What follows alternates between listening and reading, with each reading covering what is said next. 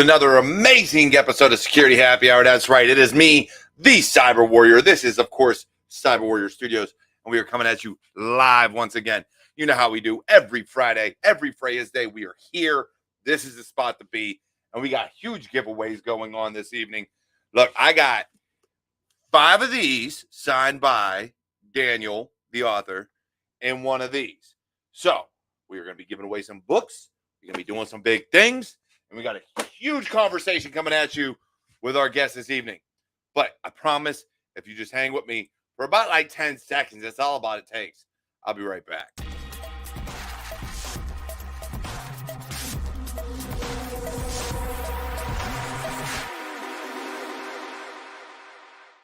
And hey, we're back. And hey, look, check it out. Oh, wait, our guest is here. Let's bring him in. And before we get started, let's just give this a shot. All right, it's not as loud as it can, but it'll have to do. It is the official start of Security Happy Hour. Thank you all for joining us this evening. It's going to be a great show. Octavious, how you doing, brother? I'm doing good, man. I'm doing great. How you doing? Can you hear me? Doing good, man. Man, you had me stressing. You had me waiting until like the last minute for you to get here. I was like, actually, it was like the last 30 seconds I think you showed up. Yeah, right on time, man. So you're here, and that's what matters. That's what's important, because this show is all about you this evening. And, of course, our guests, our warriors, as always in the chat. I love having them. It's good to have them here. Before we get started, because I got to do 5 giveaways, so we're going to try to establish this early, I need a hashtag. Oh, wait, actually, I should probably pull up the screen so I could do this the right way. I'm going to need a hashtag for them to enter, but let's do StreamYard. Oh, come on. / giveaway, I think it is. Giveaway. I think that's the right page. It is. I'm good.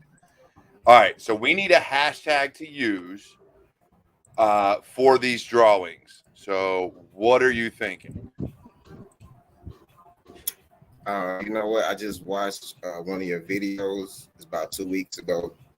I think it's my favorite of all the videos you ever put out so far, and it's called Becoming Great. I think we should call it Becoming Great. Becoming Great. All right, yeah. So we're gonna put that in, start collecting comments, and we're gonna throw that up as a banner so people know. And we're gonna that way they actually do it right. That is actually, yeah, I like that one. I like that one. So there's your hashtag. That's how you get in on the books, and we'll be able to take it from there. Thank everybody for joining this evening. As you will see, if you're on YouTube, I do have the option for super chats now. Just throwing that out there. Y'all don't have to. As always, this is a free show. Everything is up to you guys, but we're going to keep going with the show. Now, Octavious. You are in the field now, if I'm not mistaken. Am I correct? Not yet. So I feel like it should be, but I'm still working. All right. So why don't you give us a rundown of where you're at and like how you got there, right? Give us your story a little bit. Mm-hmm. Yeah. So right now, I'm actually working my first IT job. So I just got into the IT field. It hasn't even been 2 years yet. Before that, I was doing personal training, weight loss coaching, group fitness, exercise, stuff like that for about 7 years, like right out of college. Got a bachelor's degree in exercise science. And I got I guess I probably was interested in cybersecurity like as soon as I graduated school, because Mr. Robot was out about that time. And it's basically been just a journey since then. Like I got my A+ in like 2017. Couldn't get anything because I didn't have experience. Kind of backed off a little bit, went back to my fitness studies. And then pandemic came, kind of woke me up again. And I said, okay, we're going into this IT thing and then into cybersecurity. So I got into some like a big learning program that was big for me, and After that, I was applying and interviewing and applying, interviewing, and a recruiter from my current company finally reached out to me, and I landed where I'm at right now as an application support specialist.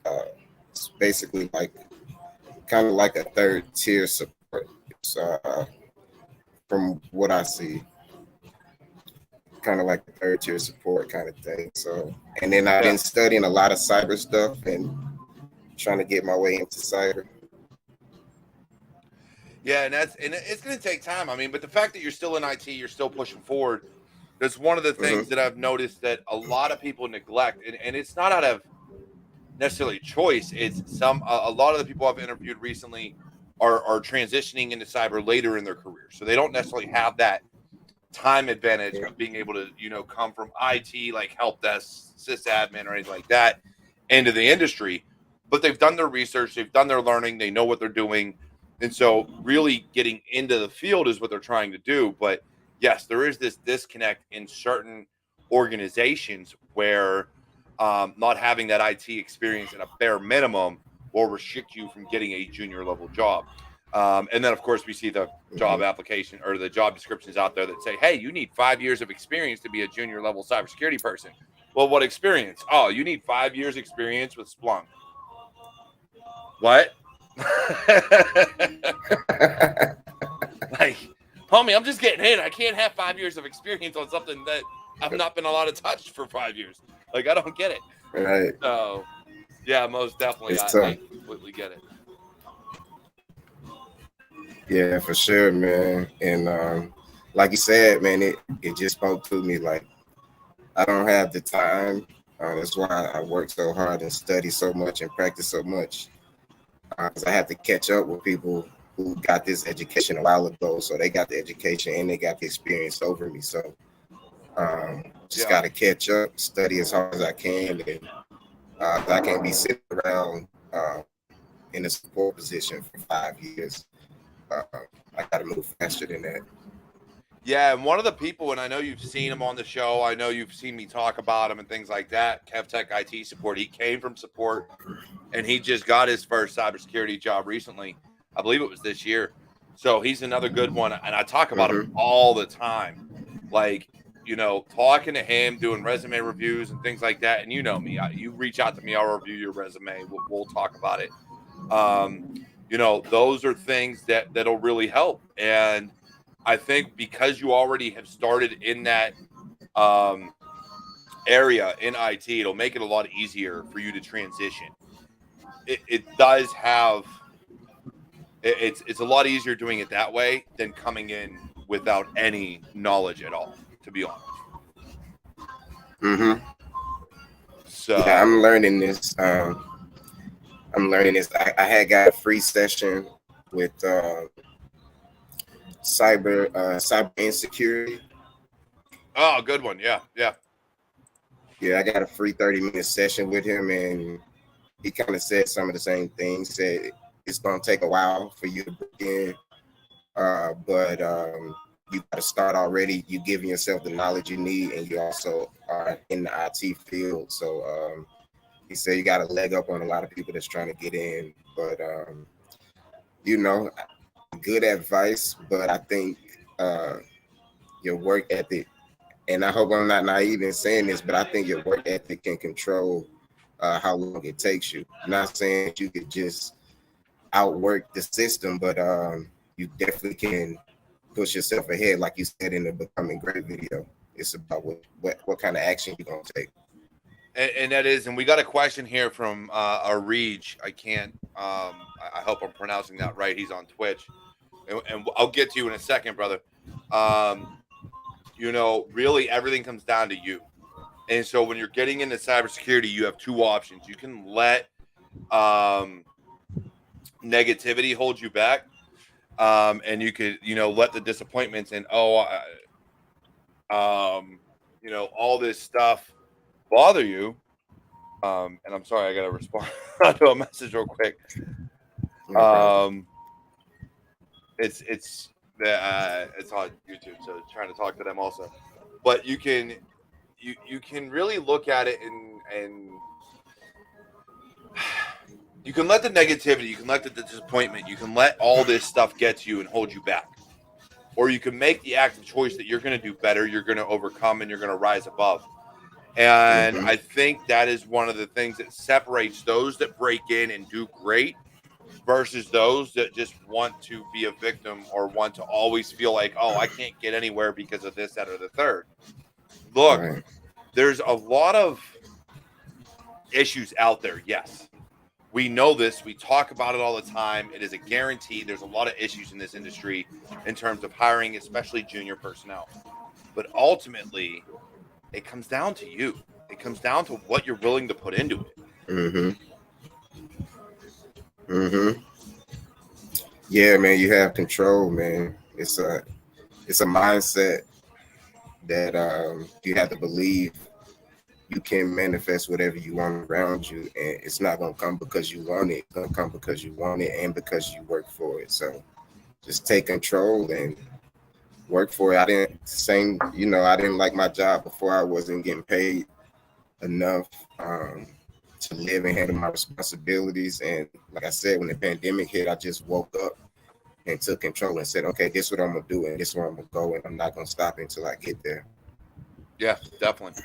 So we got a good question here, though.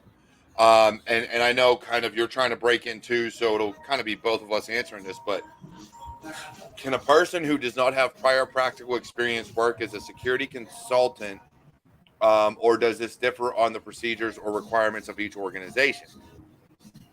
What is your take on that? Trying to break in, how do you feel, being a consultant in the industry would differ from working from an organization? And do you think it's possible to be a consultant without having any prior experience, really? Any practical experience, we'll say, within companies? From my understanding and my research of the industry and, the levels and everything, it seems like being a consultant is not an entry level kind of thing, really. At least, unless you just come in and you really, really know what you're doing and you can prove it off top. But it seems like from my research, that's something you kind of have to work up to.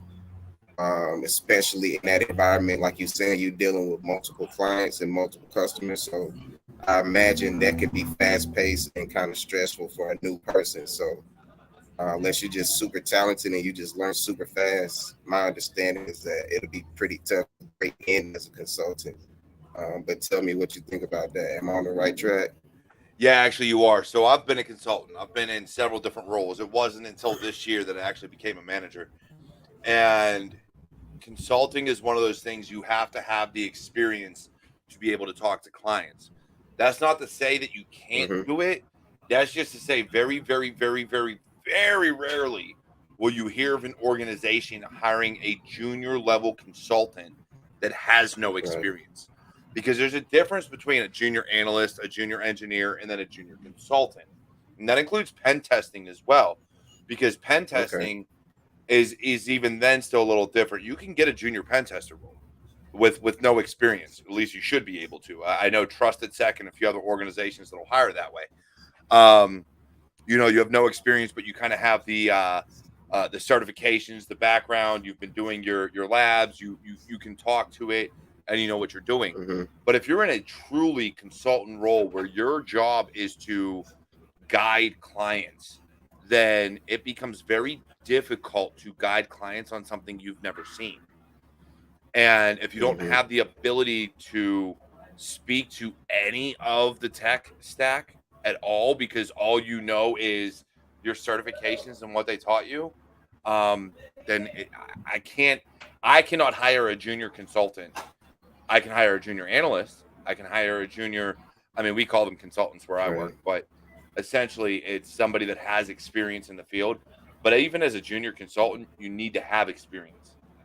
There's a difference between consultant, analyst, and engineer. Consultant will always need some experience in the industry. So I hope that helps, Ariz.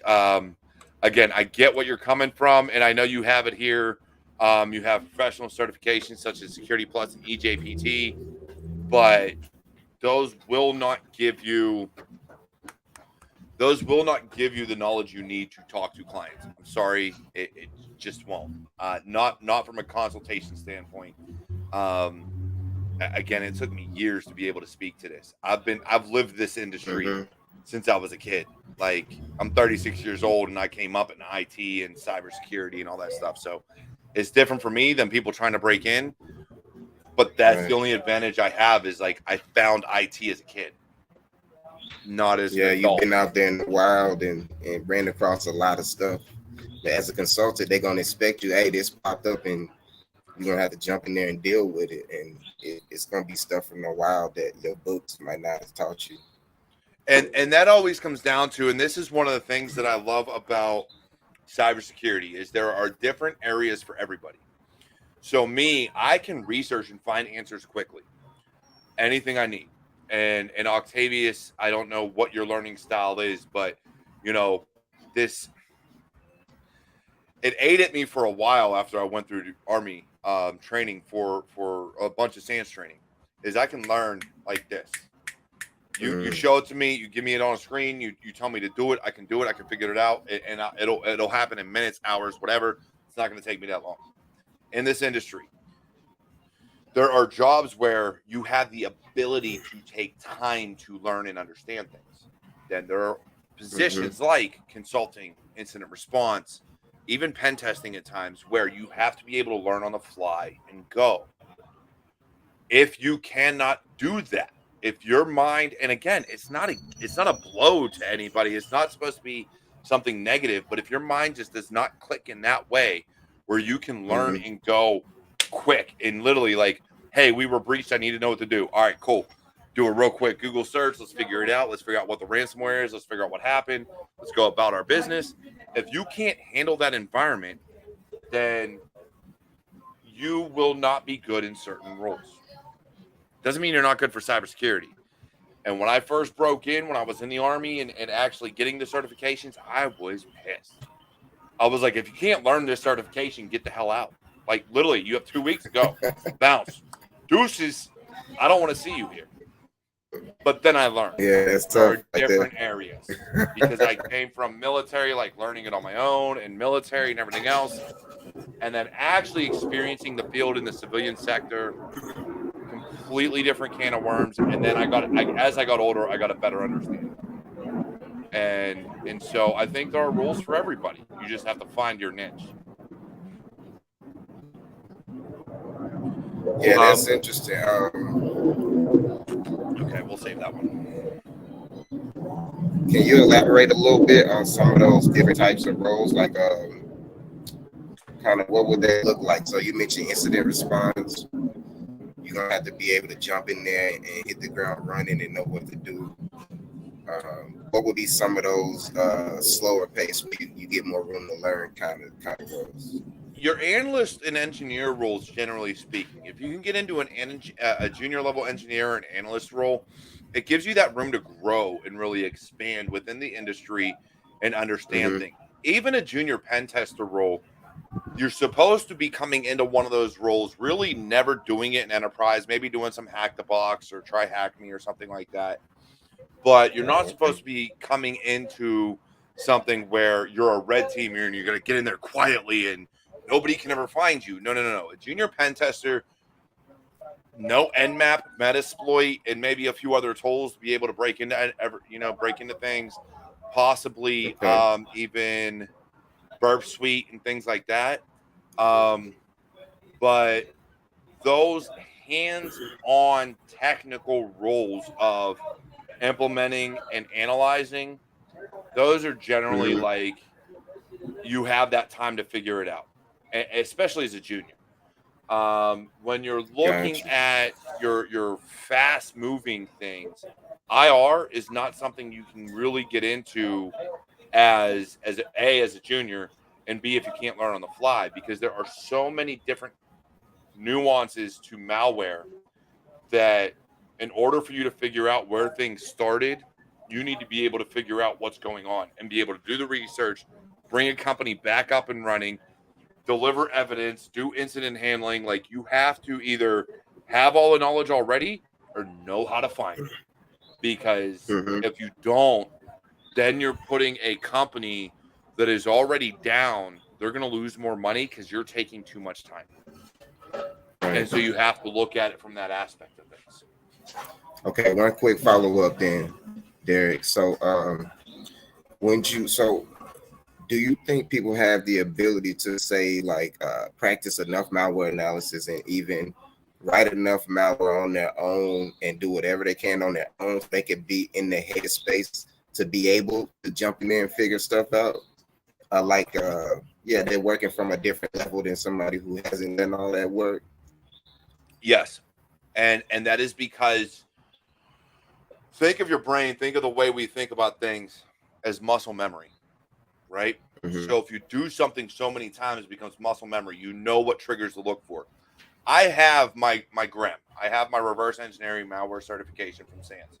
If I were to step in and to reverse engineer malware to this date, I'd be lost. I wouldn't know what to do because since I got it, I haven't touched it. I learned about it. I studied it. I figured it out, was able to pass certification. Mm-hmm. But because I haven't touched it in so many, months or years, or I forget when I got it, I wouldn't be able to do it right now. All right. It would take me. Now, could I pick up the books, read, and know exactly what I'm looking for? Yeah, sure. But that's because of the muscle memory that was ingrained within me. But I couldn't do it without research. But I know where to find the answer. So if you develop the muscle memory to be able to do something, and you can do it well, and maybe you step away from it for a little while, but because you already have that muscle memory, that's like me stepping back on a football field. I could step on a football field and play linebacker all day. My body may not like it, but I could do it. But when you have that ingrained within you and it's been beaten into you so much because you've done it or you've researched it or you've studied it, then yes, it's possible. But you have to develop that muscle memory to be able to react quick, think, know, and know exactly what you're doing. If you don't develop that, then no. But if you work on developing it, it is completely possible. You just have to develop that capability. It's not something that's impossible. It's just you have to learn how to use your muscles in that way, which takes time. Yeah, that's good, man. So we got another question here, and actually James asked this to me, but he said either of you. Would either of you say ultimately skills that you can demonstrate are more likely to get you work than certs or degrees? I'm gonna let you go first, Octavius. Handle that one, homie.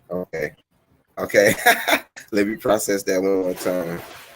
Ultimately, skills that you can demonstrate are more likely to get you work than certs or degrees.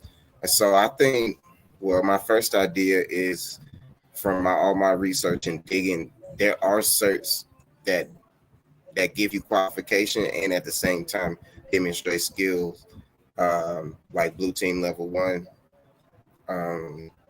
I've taken the Blue Team Level 1 and attempted the exam.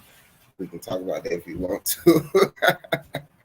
But we got the Cyber Defenders. Did you pass that one? No, sir.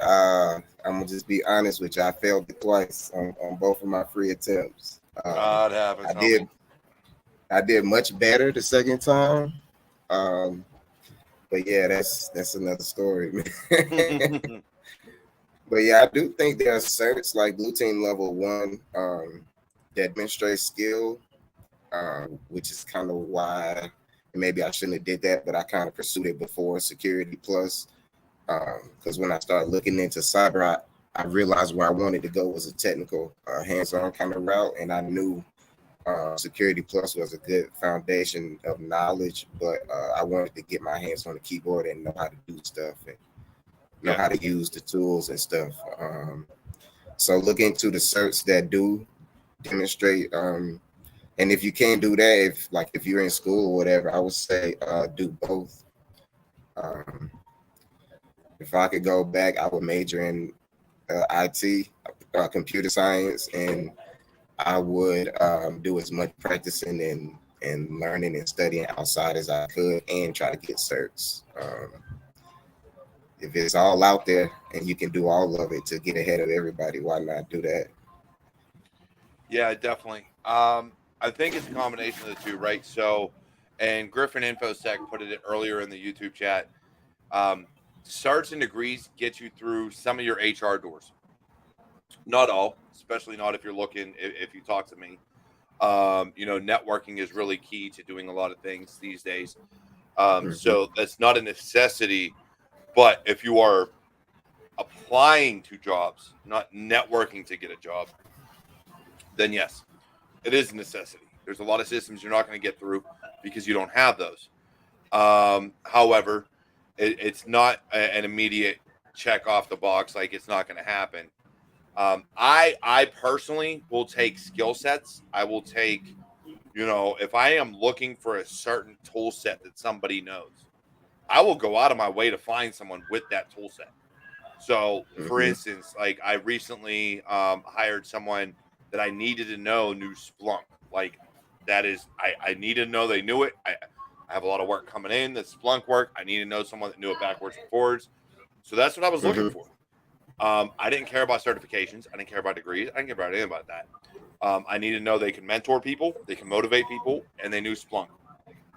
That was it. What work have you done? Oh, I've done this, and this with Splunk. Cool, bet. How do you feel about mentoring juniors? Oh, I'm all about it. We could do that. All right, cool, bet. Let's go with it. Look at their experience, what they've done, how they give back to the community. And that's the thing, is I am looking for the whole person. And sometimes I'll have to throw a tool set into it, depending on where you're going to be in the echelon of things. But I'm looking at the whole person, man. But again, industry as a whole, it depends on the company you're looking at. It truly does. Different companies will do different things. Yeah, let's see. That's awesome. Go ahead. We need more people out there with that mindset, man. I'm not saying that people should just be given opportunities with no skills and no knowledge, but it's definitely people that bring more to the table.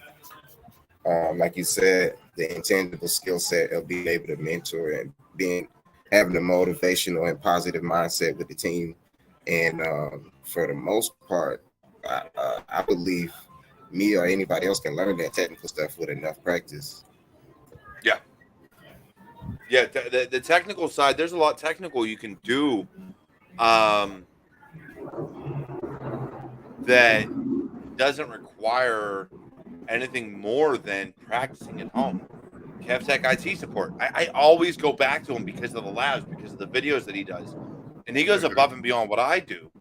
And when you look at things like that, if somebody were to come to me and they could be like, oh yeah, I did CashApp IT supports, I went through these videos, this, that, and the third, I would go look at them. I'd go figure out exactly what he taught so I knew what he was doing and what they learned. But when you do things like that and show me that you're learning on your own, that does more for me. And there's a reason. And the reason is because, it shows you have the ability to learn on your own.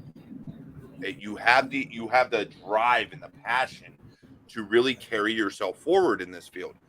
Whereas those that are like, oh yeah, I got my degree. Okay, what have you done since then? Nothing. Yeah. Okay, so you have no YouTube channel, no blog, no LinkedIn, no social media presence, and you haven't worked a job. So what's your degree mean to me? Because I know what they teach in degree programs, and it's little to nothing except for the bare minimum foundations, which means I'll pay you $60,000 a year to go ahead and be an analyst. I hope that's what you're looking for. You're not getting six figures, and you're not getting anywhere near right away. Right. Like, what have you done? I'm going to bring you in the bare minimum, and I am going to ride you just because you thought your degree meant more because you haven't done any work on your own. Oh, yeah. I'm going to make you earn. That's the mindset, man. I love it. Hey, I have a question for you, though. A quick follow-up question on that note right there. You mentioned going through the degree. So I'm in a program right now where I'm taking college courses, but they're non-credit with college professors, and they preparing us for some certifications and stuff. And so I'm doing my 2 classes are very hands-on. I'm taking Linux, Red Hat Linux, and the Cisco CyberOps class. So Oh, my I love question that one. is, you do, man, I'm loving it, man. I don't know if it's because the stuff is making sense because I've read the same shit over and over and it's finally clicking now, but I'm loving the CyberOps. But my question is, how can I guess without plagiarizing the content, how can I kind of show like hands-on projects of what I'm doing in there without giving away the course content? Okay, so knowing I don't want that, to just come out on the end and say, hey, I finished this class. I want to show what I learned during the class while I'm taking it, basically. yeah. So a good way to do something like that. So if you're learning something like CCNA CyberOps, Cisco bought Snort. So there's a free version and a paid version. A good way to go about what you would be learning in a class like that would be to set up the free version of Snort and develop a blog or post on LinkedIn or YouTube or whatever. A way to show, okay, hey, I wrote this rule to detect this. I ran a Metasploit thing to do this. The role picked up, it triggered this. Like, okay, so this is what I'm doing. This is what I've learned. This is what I know. And this is why learning in public is so important, because it shows not only do you understand the tool and the language that it uses, but how to take an offensive attack and detect it in that way. So now you're learning both sides of the fence. You're learning the offensive side because you're learning how to use things like Metasploit and Nmap and whatever other tool. It doesn't matter. SQL map and a bunch of others. And then you're learning how to use Snort, which I believe, if I'm not mistaken, I believe Snort roles are written in a similar way as Splunk roles. I believe, and I could be wrong on that. In the chat, please, somebody correct me. It's been a while since I've used both of those. But if they are, now someone can take at what you're doing for Snort, look at it, understand it, and be like, oh shit, this will work for Splunk. Which means now they know how to write rules for Splunk, which means now, okay, it full circle, but full circle. And that's how it works. And so by doing these things, that's how you do it without giving away the material or the certification content or anything like that, is by doing it on your own, but using the knowledge they showed you, if that makes sense. Right. Set up. Yeah. That's perfect. It's like set up my own environment and just replicate what I'm learning in there. Yeah. And,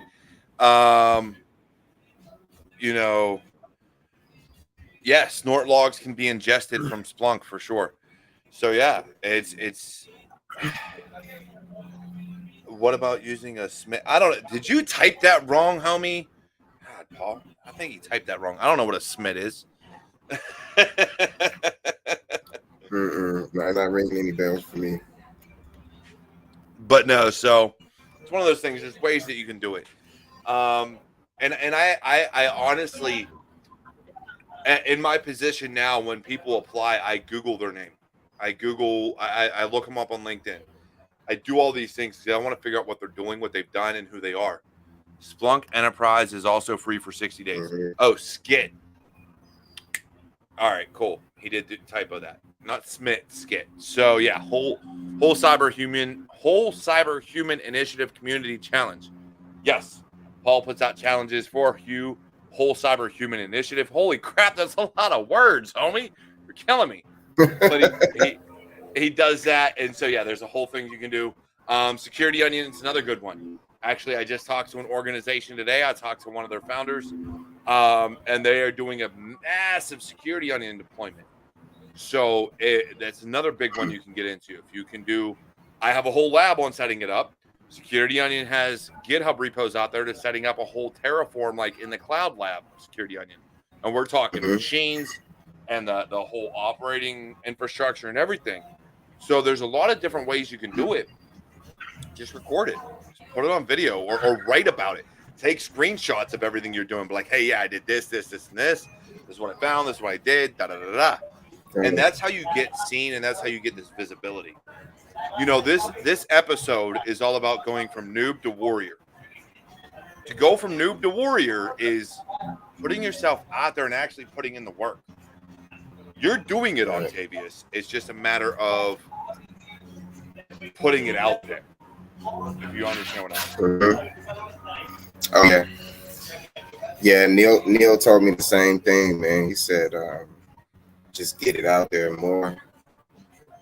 People, somebody in the chat said, learn out loud. If people don't know what you're doing, it's good for your own self-fulfillment, which is the first thing that matters to me. But we out here in the world where it takes money to live. So if nobody knows what you're doing, then it defeats the purpose. You're not getting a job. You're not making more money. You're not living the lifestyle you want. So it's pointless if people don't know what you're learning. Yeah, precisely. And that's the biggest thing. And I love it, Amanda. I know what Amanda does. She's a warrior. I brought her into the fold just about 2 months ago, I think it was, maybe 3.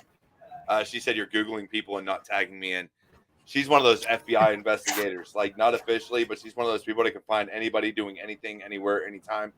So, you know, kind of like my wife. I love it. Never been trained or anything and just can find anything they freaking want anytime they feel like it. I don't know Natural. how to do it. I don't know. The natural OSINT people, man. I love that kind of stuff too. Yep. Do you know, are there any roles like that focus solely around OSINT or mainly around OSINT, like as the primary skill set? So that's what me and Amanda have been looking into. Beyond something like law enforcement. So you're looking like FBI, your state police, things like that. I know there are. I just don't know where. It exists or wouldn't be a career field, right? It wouldn't be a terminology. It wouldn't. OSINT in and of itself wouldn't exist. I would say potentially maybe something like where I work. If you have, or threat intel. It's another good one. Threat intel would be a good way to get into OSINT. Okay. Because you're doing all open source intelligence. So if you're looking at different organizations, if you're looking at different people, if you're looking at corporate espionage, things like that, a threat intel would be a good way to find it. Understanding the dark web, understanding the dark net, 2 different things. Or actually, no, it's deep web and dark web. Those are 2 different things. The deep web has no DNS entries. It's all IP addresses. The dark web is all through Tor or I2P, things like that. That'd be a good way. Now you really have my attention. Hey, whole cyber human initiative. I need to hook you up with Amanda, for sure. I can't even fathom what she can do. Like, me and her have talked on many of occasions, and it blows me away. But yeah, threat intel, OSINT, like those go hand in hand. R&D, malware analyst. I don't know about that one. Malware analyst is interesting. Misha, what do you mean update today's live? How about you tell me what I need to put in instead? Okay, that'd be great.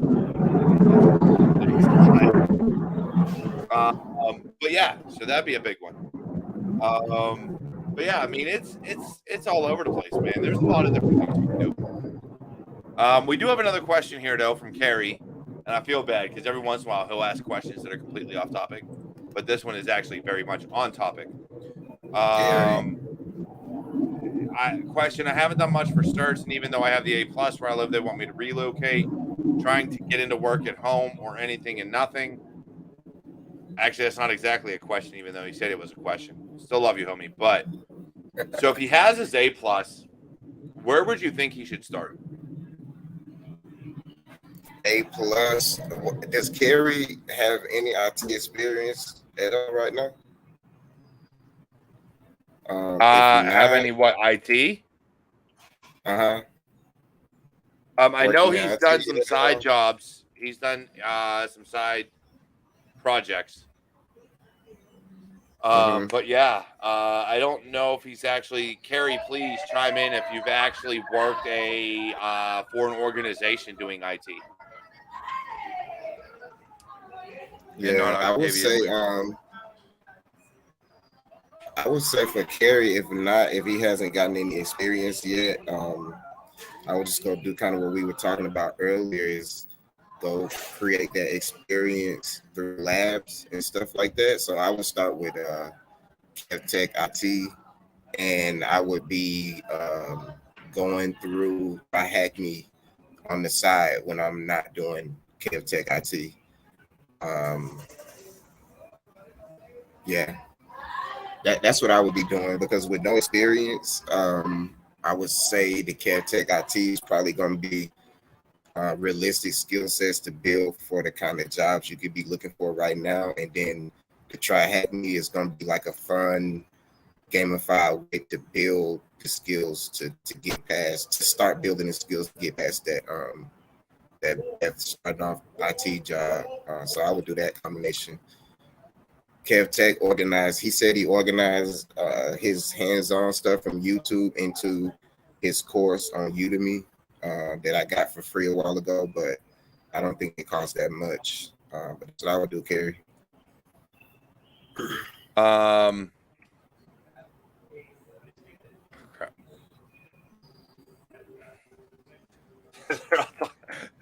Yes, PCI DSS is a banned phrase on here. All right, I'm gonna mute that shit.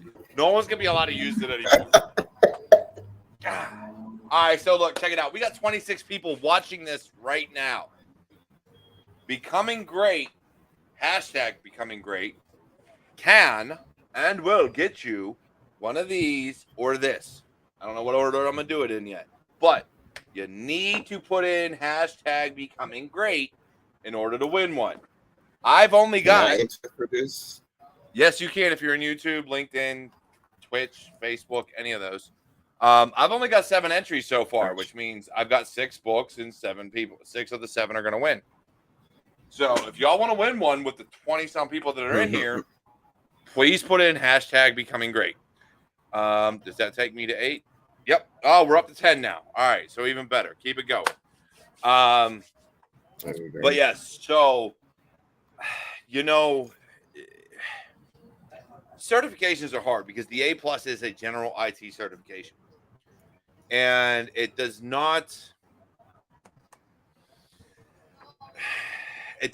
more than teach you the hardware in the very, very bare minimum. And to be an IT support. But then you have to go out there, take your A+ and actually apply it. So get a job at a small little mom and pop. Get a job at a computer repair place. Once you're there, go ahead and work into A+ is also a media forensics cert. Oh, that's a good one. Actually, yeah, it is. Go out there and, find a company that could be IT help desk or desktop support or hardware support or wherever the case may be. There are ways to take that A+ certification and use it to your advantage. And then you say, hey, I want to get into networking, get your Network Plus. You get into security, you get your Security Plus, things like that. There's ways to move up. You just have to be willing to put in the work and do it.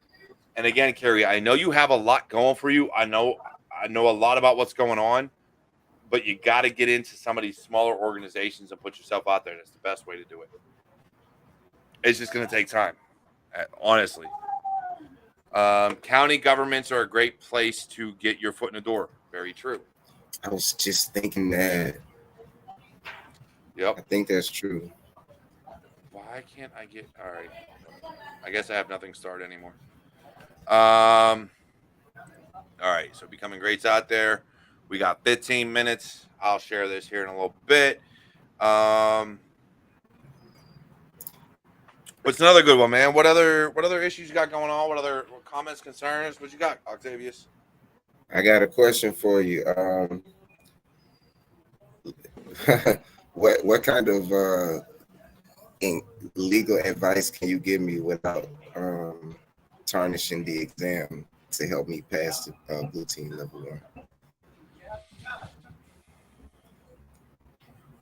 BTL 1. Now it's been Wow, it's been a while since that came out. I was actually on the advisory board for it. I know. I saw you in the release video. That's where I first saw you. And then Yeah, I saw the Cyber Warrior thing. I was like, oh no, this dude is a whole interesting kind of guy. Like, okay. But yeah, that's me why I and saw you Josh, at. me and Josh know each other quite well.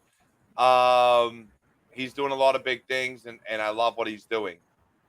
But as far as doing it, man, I've seen the content, and he's ultimately putting out everything you need. The entire training. The only thing I would suggest is like we've talked about, going above and beyond, building your own lab, doing it on your own, finding your own detection methods and things like that. You know what I mean? Like actually using the tools for what they're meant for in your own environment. That would be that would probably be the best suggestion I can offer, because if you do that, then you're setting yourself up for success. Okay. That's awesome. I definitely can exhaust some more options to get better based on what you said. I mean, it's one of those things, man. It was designed to be junior, but not to be easy. If you understand my meaning, right? Like it's stuff you should know at that level, but it's not easy. It's not something like a Security Plus or a GSEC, or and even the GSEC I wouldn't say is easier, but at least this is more hands-on. So it has its advantages and disadvantages. But the one thing I will say is if you have any questions about the content or about where you're struggling, you can always reach out to me. We can always talk about it. We can figure it out. I'll go back and talk to Josh. I'll try to look at some old stuff and see what kind of direction I can guide you in. But it's been that came out I think a year or two ago, so it's been a while since 2020, I believe. Yeah, it's been a while since I looked at all the content. Whole Cyber Human Initiative. If you want to get into some more research and labs, talk to them. Paul's always doing amazing things, so you have a great place to learn with him as well. It'll help you advance in that way. Other than that, what do we? Hold up. Who put up a banned phrase? Don't know. No banned phrases in this chat. Okay. Jack has a question for you though, Octavious. What role is your goal, and what's your why for getting into cybersecurity? Oh, thank you, Jack. I love you, homie. It's my brother. Me and him talk on LinkedIn all the time. Okay, Jack.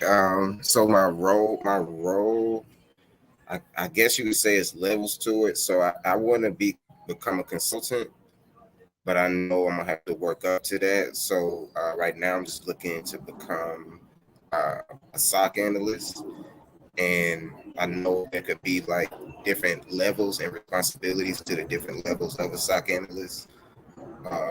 So I definitely kind of want to. I don't know. People say it's crazy, but I want to learn basically everything that can be done in the SOC and then become a consultant. And I want to learn hacking too. It's like I don't have enough time to learn all the stuff I want to learn, but that's why I have a long-term mindset that I'm always going to keep going. Yeah, and you start with one, right? You start with one, you keep going. But again, what is your why? My why. So my why, well, once again, definitely for career. It's a career where you can climb and where you can learn and you can be rewarded in your career for learning and adding skill sets. And just to dig in, like I love finding stuff. I love putting pieces together. I don't know. It's just I feel like once I start studying it, I feel like I was born for cybersecurity. Just my mindset, the way I think, my persistence with just digging into stuff. I just think it resonates with me. Once I found it, I was like, damn, I should have been doing this since I learned how to read. Like, this is amazing. So the why is like what it can do for me in the world and what it could do for myself to kind of fulfill my hunger to learn and everything like that.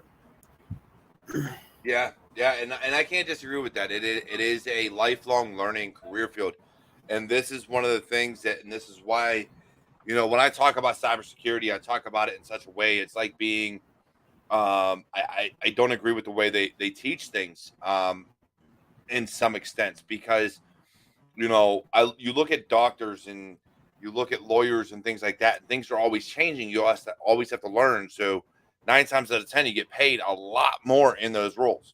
Not always, but 9 times out of 10. Cybersecurity is considered IT. Is an IT field. And so we don't look at it as you have to constantly be learning. But when you're in cyber, especially if you're on a blue team, red team as well, but mostly as an analyst or an engineer that is designing SIM infrastructure and building tech stacks and stuff, you have to understand and know what the offense is going to be doing. In order to do that, you have to constantly be researching. You have to constantly be looking and digging and understanding.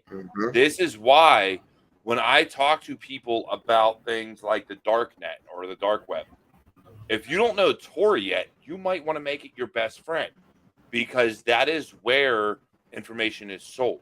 That is where people will come into your network. And if you're developing a secure infrastructure, you may not want Tor connections allowed into your network.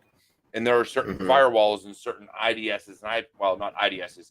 IDSs will detect it, but there's certain IPSs and network protection systems and things like that will deny Tor connections. And if you are not denying those Tor connections, that means somebody that is using the dark net or using Onion or using whatever can get into your network, and good luck trying to figure out who it is. It's hard enough for the regular VPN, let alone Tor. Unless you're the government, you're not tracking down who is running the Tor site or who is coming through Tor nodes. It's just not happening. And so you can deny them all. That makes sense. So you want to have, you got to have that knowledge to explicitly block it, or it's going to be open if you didn't know about it to go explicitly block. Yeah, not just that, but you have to know what it is, because you're going to want to go there. When you get into OSINT, threat intel, and things like that, the dark net is where you should live. The dark net and the dark web. Please look up the dark web. There's 3 layers to the internet. There's the clear net, there's the dark web, and there's the dark net. Or clear net, deep web, and dark net. Correction. The deep web has literally no DNS entries out there. They do not own registrars. They're not on any DNS server. It is literally by IP. Everything is by IP, and you need to know the IP to be able to get into it. And then you have the dark net, which is all through Tor and proxies and things of that nature. So the deep web and the dark net is where you find most of your malicious information. Is where you will do a lot of your threat intel, your OSINT, your OSINT and SIGINT and things like that. The clear net, the clear web, Google and them catch it 90% of the time before you even ever see it. A lot of the problems you see, like the people that work for Google, have a lot of mental health issues because of the stuff they have to pull off. Got you. So that's the thing. Well, we got 7 minutes left. So 7 minutes. Before we do that, let's see how many we got in the giveaway total. 19 entries. So let me bring this down. Nope, come down. I want a new window. And let's go back. I wish I had 2 monitors here. I really need a better setup. So we're going to do present, share screen, and we want to share this. We want to share. All right. So let's see what this looks like. All right, works good for me. So we have 19 entries for hashtag becoming great. 19. If you want, I have 5 of these signed by the author, CyberArms or Daniel DiTerrelli. I can't pronounce his last name for the life of me. But so I got these, and I got 1 of these. What I'm going to do is I'm going to do this one first. So, security testing with Raspberry Pi is going first. You have all of 10 seconds to put that in. 1, 2, 3, 4, 5. Come on, Siri. You're messing with me. All right, there it is. You're done. No more. Let's go and we'll begin the drawing. The first one wins the Raspberry Pi book. Security testing with Raspberry Pi. Who gets it? Who gets it? Who gets it? Who gets it? And SARN-AR, Infinite Improbability AI. He wins the first one. Homie, I saw you entered on YouTube also. So if you win again, I'm going to tell you no. You already won once. That is all, homie. That is all you get. So you have won, and you like AI, so it'll work. You have won this one. Me and you're going to have a talk. I know who you are. I'll reach out to you. That one does win. So now I got 5 of Basic Security Testing with Kali Linux, 4th edition. And yes, these are all signed by the author. So let's see who wins these next 5 ones. So draw again. Need one of those.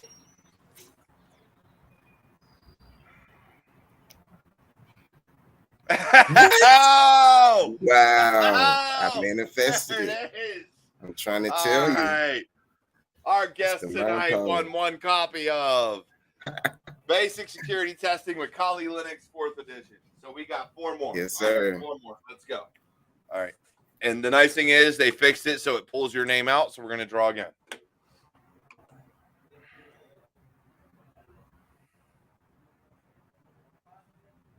We got Carrie. Carrie has now won one of these. All right. Let's draw again. Carrie. We're going to keep it going. Keep it going.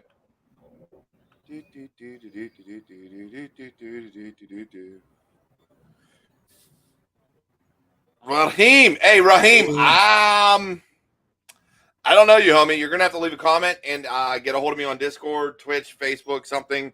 Please get a hold of me within the next, hopefully by the time this ends. I've got everything in the description how to reach out to me. Please reach out to me because I do not know who you are, but I want you to win this. So that is number 3. That's number 3. I got 2 more.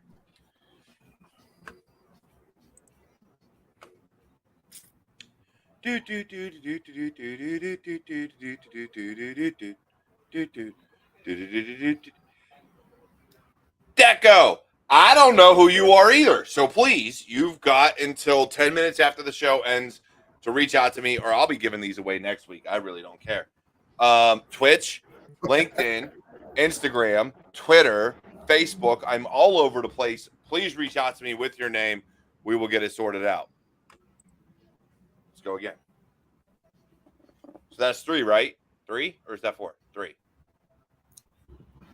I was just asking myself, got 1 or 2 more. Jack. Actually, no, this is it. Jack got 1. So that's Jack. So that's all 6. All 6 books, if I'm not mistaken. So we had Deco.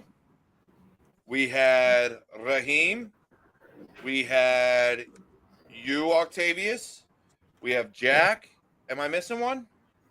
Infinite AI. Infinite AI won the Raspberry Pi book.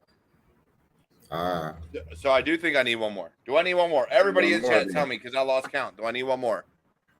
1 more? Anybody? Carrie. Carrie was the other one that won. Carrie. Right. Yeah, okay. That's all 5. Yeah. All right. As I say, my entries went down to 14. I know I called 6 numbers. All right. So we have 6 books all given away. Please get a hold of me. Let me know. Octavius, we are going to talk. Oh, I'm still going, Kev Tech. I ain't done yet. We still got a few minutes to the top of the hour. We're still rolling with it. But yeah, so we're going to go back to here, and we're going to keep it going. So everybody, please contact me. Actually, you can contact me, Andrea Myler, or actually anybody. If you know anyone in this chat, please get a hold of them and then get a hold of me or find a way. I want these to be mailed out by the end of next week. So I will mail them out by Friday of next Friday. So please get a hold of me, Octavius. I know who you are. Name of books. Name of book. All right. So the first one, Basic Security Testing with Kali Linux 4th edition by Daniel W. I can't pronounce that last name, but CyberArms. At CyberArms is how to do it. And then the other one that SARN-AR won is this one, security testing with Raspberry Pi, which is right up his alley because he does, of course, AI, and Raspberry Pi is good with AI. So Sarn AR, of course, won the first one. Oh, that mother. He entered twice, that pain in my ass. He's lucky I love him. Back in the system, man. What you expect him to do? Right? There's a big... Look, everybody, please, seriously, get a hold of me on LinkedIn under Derek Scheller Jr., the Cyber Warrior. Look me up. You can find it.